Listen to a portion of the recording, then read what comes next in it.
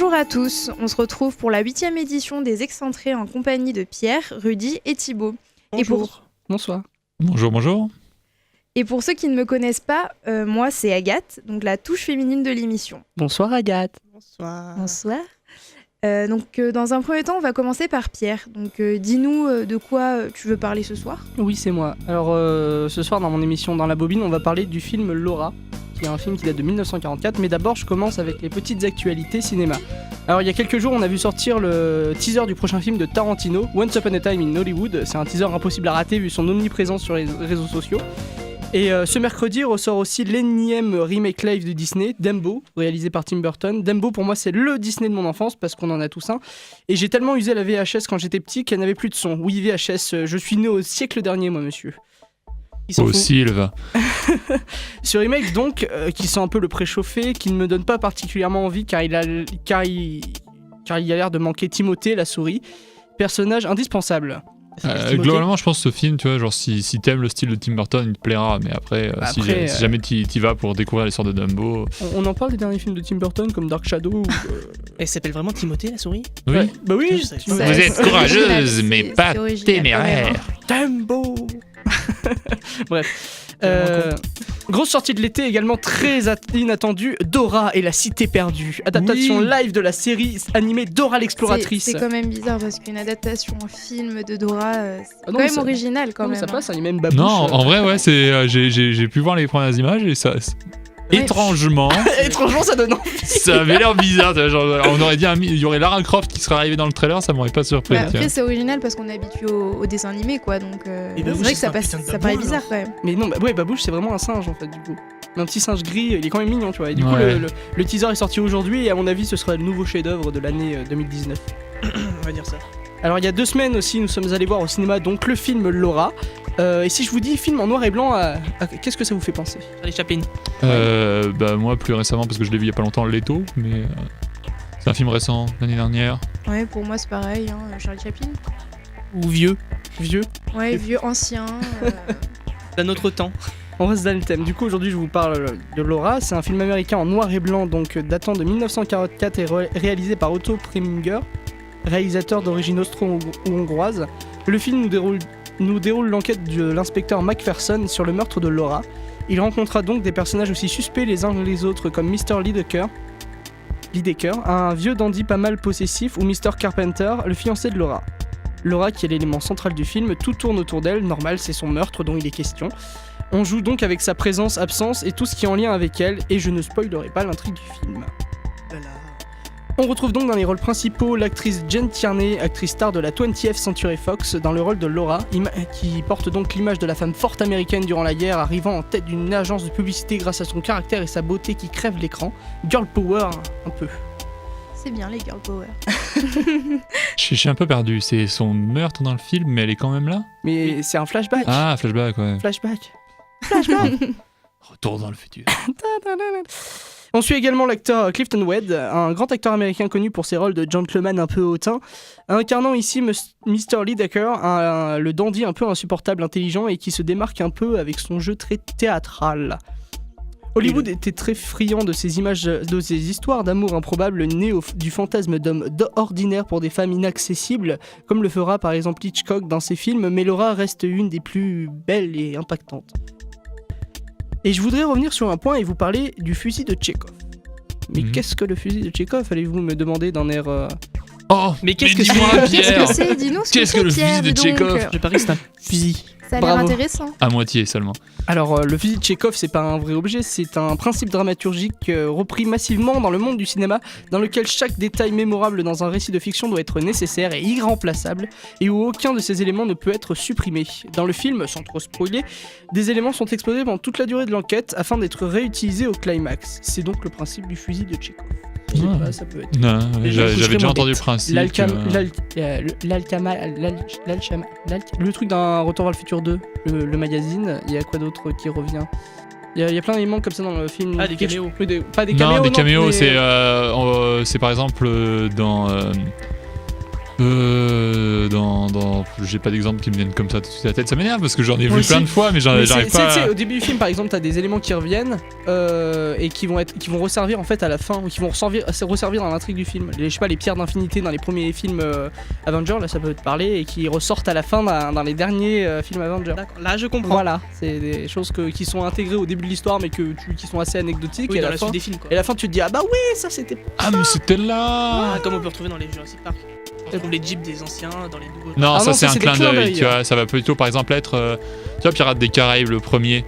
Tu vois Will Turner qui a sa pièce au début, et puis tu sens que c'est un côté avec les pirates, puis après pendant tout le film, Et puis, tu la vois plus, et puis elle revient à la fin en mode ah c'était important. Voilà, c'était la pièce. c'était c'est le principe. C'est on te un montre objet en quelque fait qui chose. ressort mais qui sert au récit.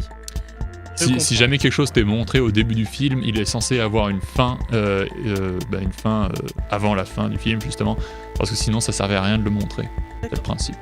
Je comprends. Il y en a plein partout. Un jour on pourra s'amuser à faire une liste des éléments comme ça. Oui mais non.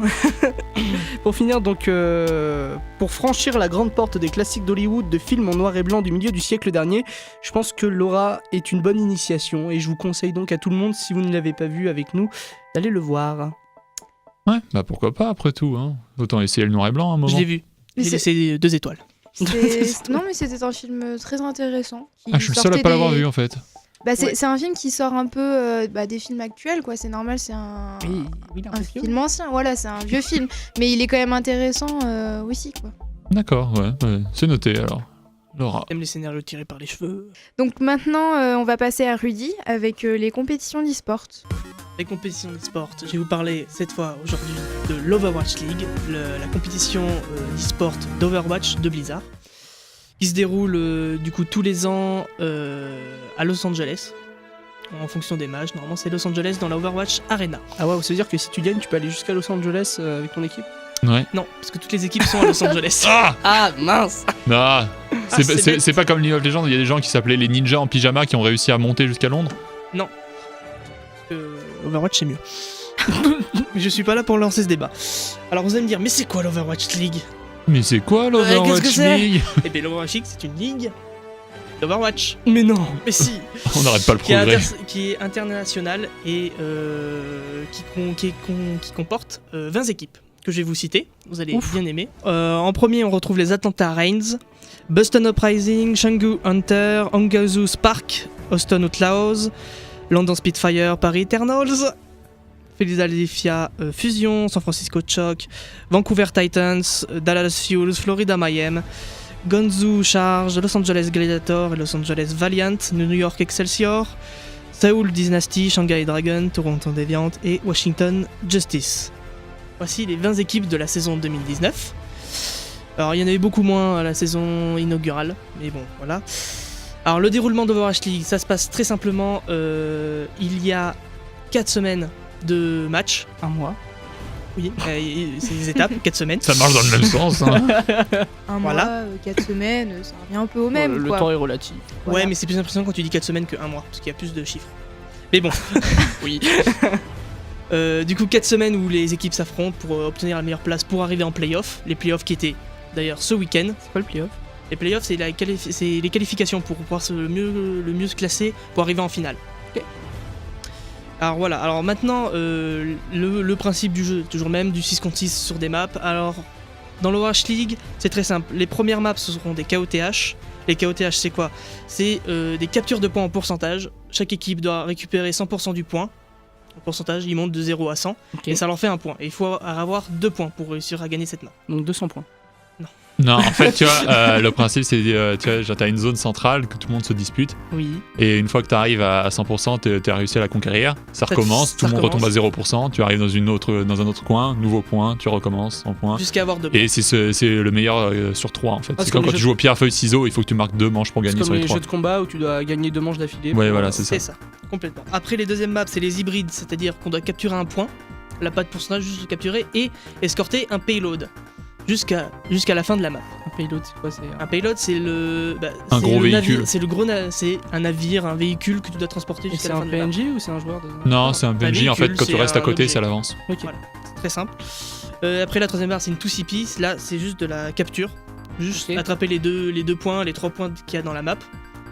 Et la dernière map, si l'équipe a pas gagné 2 matchs, la quatrième map qui va être là juste pour départager, c'est la map payload. En fonction, où là, faut juste escorter le payload jusqu'à la fin de la map. Et Ok. là, c'est en fonction de combien de mètres t'as fait que ça désigne ton score. Voilà, D'accord. j'ai à peu près tout fini. Après, je peux vous parler de la saison inaugurale, qui est du classement des 5 premiers. Pourquoi pas Bah après tout. pourquoi pas. hein. Ça- Allez, c'est au début de l'événement, ça, ou à la fin? Alors, Non, la saison c'était la inaugurale, saison- c'était la première saison, c'est la saison 1. Là, on était avec la saison 2, la saison 2019. Ok. Du coup, les premiers de la saison d'avant, c'était les New York Excelsior, suivis des Los Angeles Valiant, des Boston Uprising, des Los Angeles Gladiators et des London Spitfire. Et les champions de la saison inaugurale ont été les London Spitfire. Là, je vous ai cité juste les 5 premiers qui ont Cinq fait premiers, les meilleurs ok, scores. Après, je peux vous dire les derniers, les Shanghai Dragons, qui ont fait 0 match gagné sur 40. Ah, c'est un peu triste. C'est Ouais, triste mais ils pour eux. reviennent. Allez. Ils ont gagné un petit peu. Et voilà. Donc, ça sera tout pour la rubrique jeux vidéo, et je vous dis à la semaine prochaine. On passe maintenant à l'histoire du soir avec Thibaut. Donc que va-t-on découvrir de spectaculaire ce soir? Spectaculaire, c'est pas vraiment le terme cette fois. En fait, ça va être quelque chose de plutôt étonnant. Je vais jouer sur votre capacité en fait à dédramatiser en quelque sorte. Être étonné. On va parler de 2 armées cette fois, l'armée suisse et l'armée du Liechtenstein, avec Ah, un t'es nom souris toujours aussi difficile à prononcer, le Liechtenstein. On va commencer du coup par l'armée suisse en fait qui a envahi son voisin, du coup le Liechtenstein, à 3 reprises sans faire exprès. C'est-à-dire que la première fois, en fait, il y avait un exercice que faisait l'armée suisse de déplacement en pleine nature. Et puis, ils ont tourné à gauche au lieu d'aller à droite. Ils ont campé dans un champ. Et puis, le lendemain, quand ils se sont réveillés, ils étaient sur le territoire de Liechtenstein et déclaration de guerre parce que des unités armées étaient rentrées dans un territoire sans autorisation. Oh merde. Oh les cons. Du coup, les Suisses sont repartis. Ils ont fait « Désolé, on n'a pas fait exprès ». La guerre s'est arrêtée en moins de quelques heures parce que c'était vraiment juste un malentendu. Rebelote 2 ans plus tard, parce que 2 ans plus tard, la Suisse décide de faire des essais balistiques avec leurs missiles et vise trop loin. Du coup, le missile sort de leur territoire et atteint le territoire de Liechtenstein qui se dit « Mon Dieu, déclaration de guerre, on se fait attaquer, qui nous attaque ?» Et C'est encore les voisins. petit détail à savoir, en fait, le Liechtenstein n'a pas d'armée. C'est-à-dire que si jamais ils rentrent en guerre, ils appellent l'armée suisse. Du coup, ils ont appelé l'armée suisse en mode « On se fait attaquer !» C'est encore nous, désolé. Oh la blague. Et voilà, et la 3e fois, du coup, c'était la Suisse qui a décidé de construire des miradors proches de sa frontière, en fait, pour surveiller, et ils ont construit du mauvais côté. Du coup, il y a eu les Liechtenstein qui est arrivé, qui a fait « Mon Dieu, des installations militaires sur notre territoire, qu'est-ce qui nous arrive ?» Et la Suisse, encore une fois, « Non, désolé, on Est-ce qu'il y a le est mec- allé trop loin. » Il y a le mec à chaque fois qui fait ah mais non mais c'est encore les voisins. Ouais, j'imagine le vieux du village qui est en mode « Ah, c'est bon, c'est juste les voisins qui font n'importe quoi. » C'est encore les les Suisses. Et voilà, c'est le même principe. Mais du coup, comme je vous les ai raconté, on va encore rester sur l'armée suisse, mais cette fois avec le Liechtenstein qui s'est dit on va envahir l'Italie. Sachant que le Liechtenstein, c'est un pays qui est encore plus petit que le Luxembourg, vous imaginez déjà à quel point c'est ambitieux d'aller attaquer l'Italie. C'est clair. Mais ensuite, voyons voir, si jamais tu dois partir avec un nombre de soldats pour envahir un pays, tu pars à combien de soldats au minimum? Oh, vu la taille de l'Italie, je dirais un petit million. Ouais, Oh. eh ben allez, ils sont partis à 80. On s'était sûr qu'ils allaient perdre là. Ouais, non, ils- mais c'est comme l'armée de 300 qui est arrivée, on est 300, on a cassé des culs, et voilà.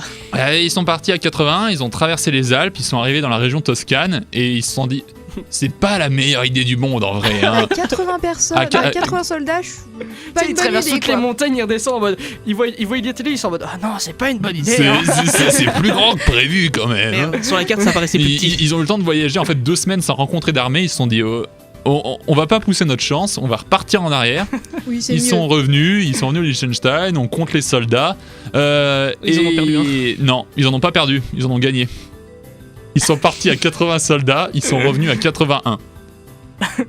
Du What? coup, il y avait Mais- un soldat supplémentaire de quand ils sont arrivés. Les chamois, ça compte pas. Hein. Non mais je veux dire, le plus étonnant c'est que après on se serait dit il suffit juste de vérifier lequel est italien. Mais non, ils venaient tous de Suisse.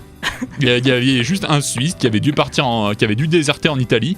Puis il avait vu son régiment, il a dû faire oh mon dieu non ils sont venus me chercher. Ou alors il est tout simplement parti en retard et il s'est dit oh, ils sont partis sans moi. Peut-être, mais voilà, ça fait partie des grands mystères militaires, une invasion où tu repars avec plus de monde que quand t'es arrivé. C'est quand même assez magique des fois, hein, les faits militaires. Stratège. C'est quand même Et donc voilà pour mon petite histoire du jour. Voilà, spectaculaire, c'était pas vraiment le terme encore une fois, hein, mais Pas trop. Étonnant, clairement. étonnant, c'est plutôt dans le genre. Tu fais pas de conclusion, tu...